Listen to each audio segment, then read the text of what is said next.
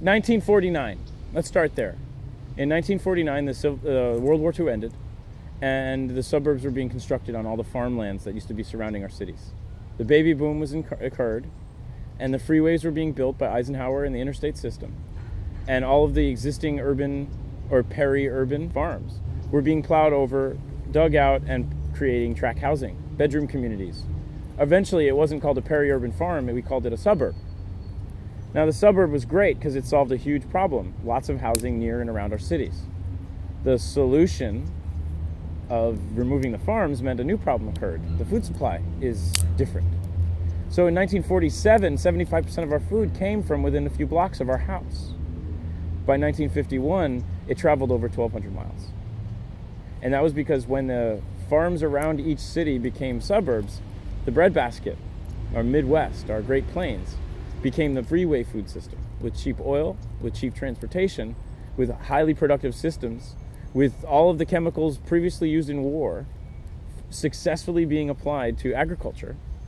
And the military's ability to lay bridges and do infrastructure became our bridges and freeways. So in the 70s, they wanted to connect the Interstate 101 to the beach, and there were protests. They wanted to pave through Golden Gate Park, make an interstate, building a new freeway from right here to the beach. And they fought it. They fought it from the 60s to the 70s, and so the freeway ends here rather than down there. Officially, we're protecting the parks, the freeway won't be built any longer.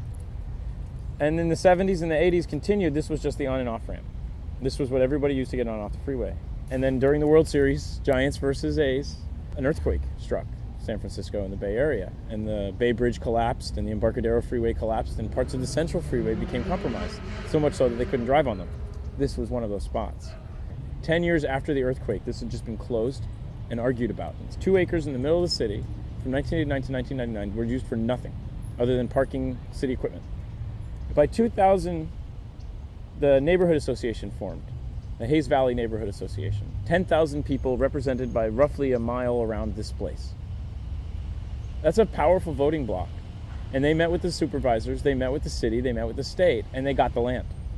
And they said, if you don't want to make it a freeway, if it's no longer a city property, it's no longer state Caltrans property, interstate system property, the neighborhood wants it. We want to clean it up and we want to do something with it. Let's try something new. We know that real estate will come around. We know that the people are going to build the $12 billion condo project here. In the meantime, let's go for some new creative legislation. Let's create a new kind of rental agreement. Not a lease, but a license. Let's call it an interim use license. So it starts by us being partners with the city. We're not here in combatant. We're not occupying their space. We're not squatting on their land. And in partnership, when economy recovers, not if, but when, and when development starts, we move peacefully because we're not tied to the space. The thing we're tied to is San Francisco. The thing we're tied to is a healthier ecosystem in our city, and using this as a demonstration of what is possible in the temporary, so all of those vacant realities can be transformed. The common misconception is that this is some sort of farm, where it's really just a community center. And it's that it's producing food is a byproduct, not a focus. The focus is producing community and using the waste stream to produce something. And in this case, farms are easy because the waste stream is filled with soil. The city produces one thing very well: garbage, either in form of landfill, compost, recycling, or human waste. Like, we consume everything and we produce those 4 things to abundance. If you looked at a city as a black box, it imports everything and exports its trash. So is there a way to intercept that waste stream and send it back into the system, using it usefully? If you elegantly place it, you can grow food in it. If you find the marginalized spaces that nobody cares about and you elegantly place stuff there, you can have food growing where people want it.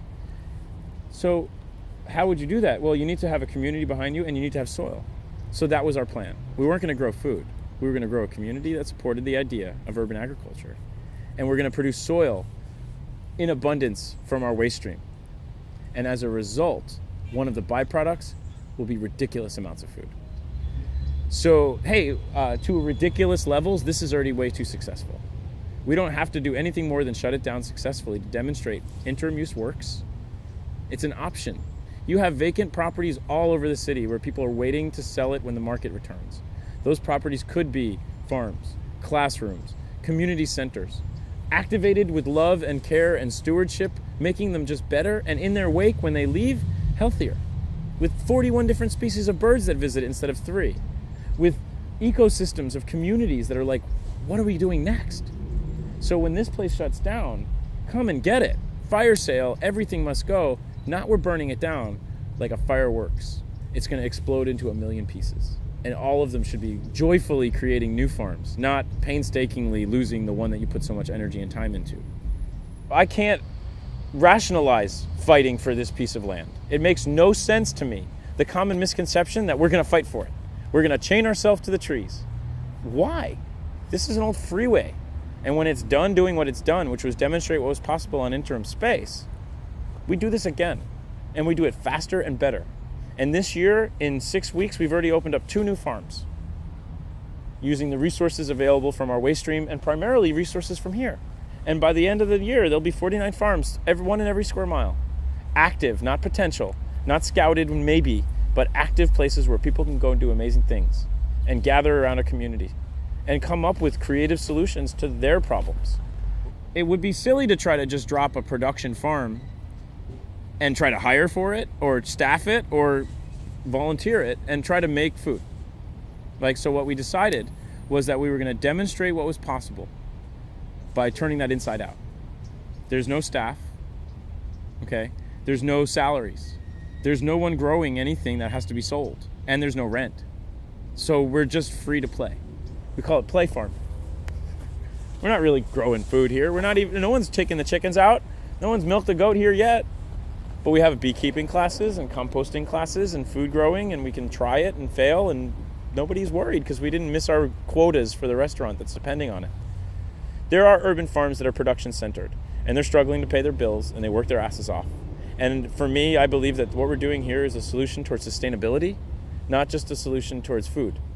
And if it's not fun, it is not sustainable.